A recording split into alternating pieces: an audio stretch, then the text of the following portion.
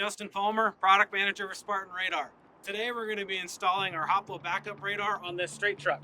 First step is to locate where you're going to mount the radar. Today we're going to mount it right here. Next step is determine where you're going to get power for the radar. The radar needs power from the reverse. We're going to get that from the backup alarm. You can also get it from the reversing lights. Next step is to run the cable from here up to the cab.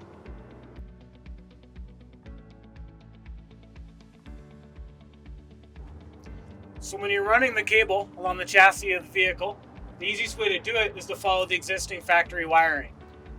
Most chassis have holes that you can run your wiring through, following right along with the factory wiring.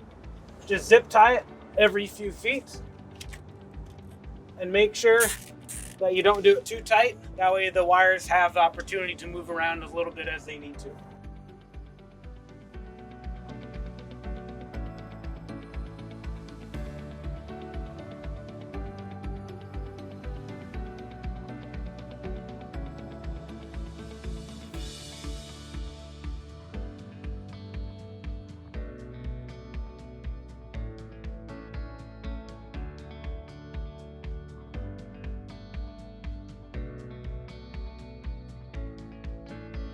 So once you've run the cable from the back of the truck along the chassis to the front, the next step is to get into the cab. The best place to do that at is the engine firewall. You can either use an existing grommet and drill a hole through that and run your wire through, or drill a fresh hole, supply your own grommet. In this installation, we were able to use an existing grommet and run our wire through there. So the next step is to make your electrical connections in the cab. After you've finished running your wire and cables through the firewall, if there are any cracks, you want to make sure to go ahead and silicone around those cracks to seal those up. That way you maintain the sealed integrity of the firewall. So once you've run your cable into the cab, the next step is to get your in-cab electrical connections. The two connections you need are a keyed ignition source and ground. The easiest place to get your keyed source is from your ignition switch, and your ground from a ground terminal on the firewall. Once you've made your electrical connections, the next step is to decide where to mount the in-cab display. The best place to mount your in-cab display is in the driver's line of sight between the left and right mirrors. That way, when the driver is checking his left and right mirrors when he's reversing, his line of sight does not have to deviate to look at the information coming from the in-cab display. Mounting the in-cab display, Spartan offers two different mounts. One is a very rugged ram mount. This is for your high vibration industrial applications, mining and that such. And then we also offer a standard mount, which is for your more normal over-the-road applications. The in-cab display also has a 1/4 20 thread insert in the back, and that can be used for purchasing other mounts on the market if you have a unique mounting situation. So when it comes time to plug in your sensor, it's a 2-part latch. To make it fully IP69K rated, you push the connector into the sensor till you hear the first click. Then you take the red latch and slide it over the front latch, and now you have an IP69K rated connection. So the last step of the installation process is to mount your sensor. But before you permanently mount it, you should temporarily mount it, energize the system with a clear area behind the machine, and make sure you do not have any detections. If you have detections, you probably need to relocate the sensor to a different mounting area. There are 3 mounting holes to mount it to the machine. Use this as a template, mark your holes, drill your holes, and affix this with your bolts.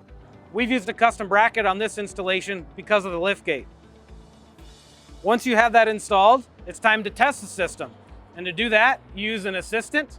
I'm gonna introduce our lovely assistant, Teresa, here.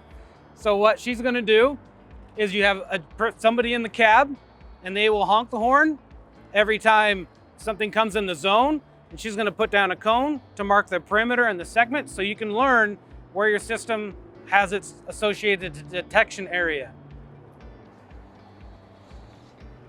So the key behind doing this, setting up your zones, is to start from outside of the detections area.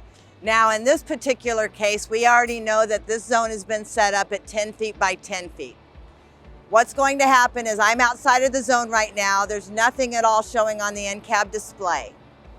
Once they see something when I'm walking in, the driver's going to honk, and that's going to let me know that I have to lay the zone down, or the cone down.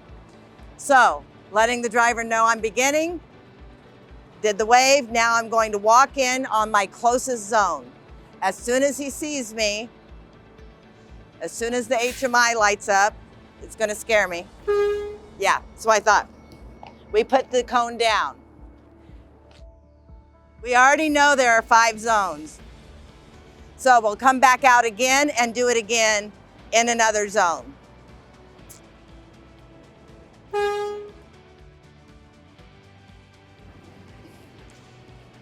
Okay, and we're gonna do this all the way on the outside until we get to the tip top.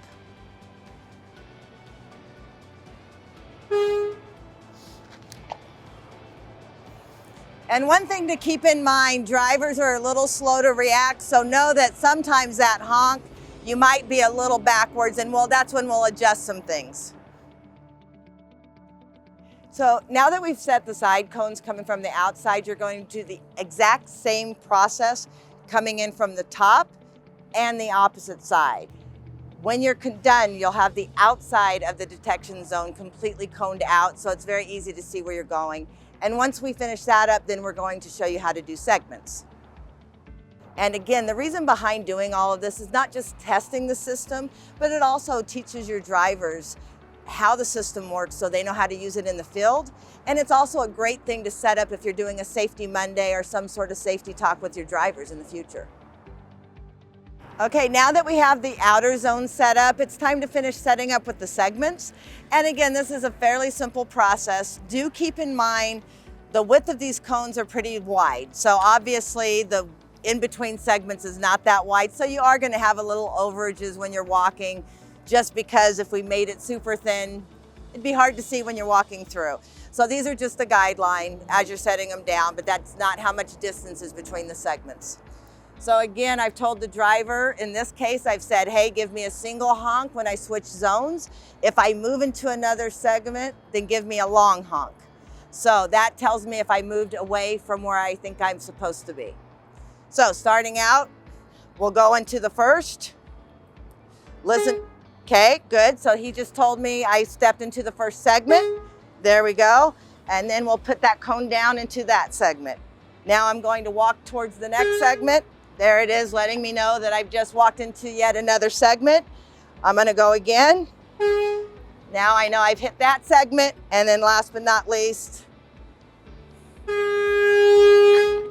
there we go. So now as you can see, I've got that segment filled out, which means when I walk through this, everything should only be showing on the far left segment. Do the exact same thing one more time to do this middle segment, and then you can start to bring your solid object or your static object that's not moving and another helper in to show how the 3 objects are going to be seen on the HMI. Thank you for watching this installation video. I hope you found it helpful. If you have any questions while you're installing your Hoplo radar system, do not hesitate to reach out to us by phone or at our website at spartanhoplo.com. As always, even though this system greatly increases the driver's situational awareness, remember that your driver and your driver's tools are always your first line of safety. Thank you.